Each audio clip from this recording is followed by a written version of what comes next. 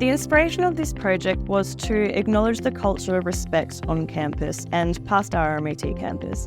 It's about acknowledging where we've come from, where we want to be, and really taking active steps to be that change, to be a better human, and to create that culture of respect and belonging together as a community. Through people creating connections with each other, by creating their handprints, by literally leaving their mark and collaborating into the mural project, it's kind of dissolved those lines where it's not a you thing, it's not a me thing, it's an us thing. And that's been a really important beating heart of the project.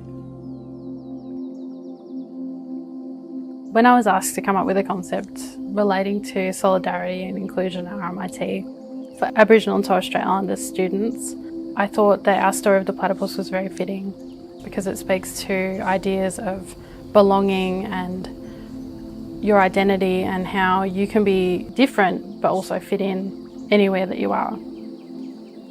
The journey of Mapil is a Wamba Wamba story passed down through generations that is interwoven as part of a larger story which travels through different nations.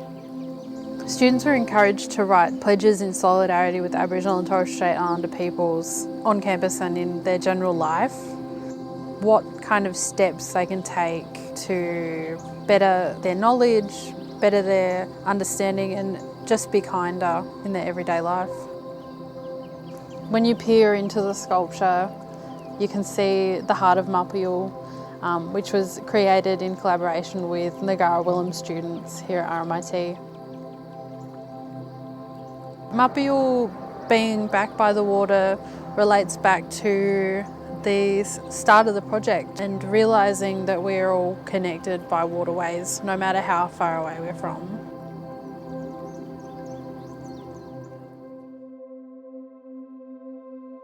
The title of this project is called Metropolis, and it was inspired by my own barriers of inaccessibility whilst navigating a city, essentially, that is vastly populated but still so inaccessible.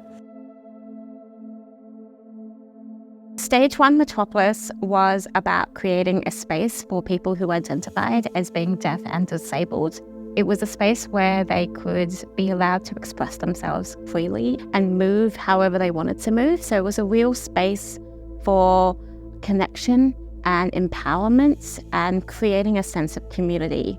Stage 2 Metropolis was about opening the invitation to everybody, regardless of access needs. And once they got inside the space, they found that the room was filled with barriers and they had to make their own journey. Stage 3 was where we invited a performer who identified as being disabled into the space to create a final journey. It was a way of connecting the space and the stories together. Throughout this process, I'd come to believe that by dedicating safe spaces and working with multidisciplinary creatives, we open the door to meaningful arts that explore marginalised experiences such as disability and the intersections that shape them. You might see the text, "Notice the marks you make." During this process, "Notice the marks you make" evolved from an observation of care into a call for action. I hope that it serves as a moment in this journey, showing the marks and the movements that are in the spaces we share and reminding us that accessibility is only the first step to creating a community of belonging. I invite you all to notice the marks you make and their deep impact.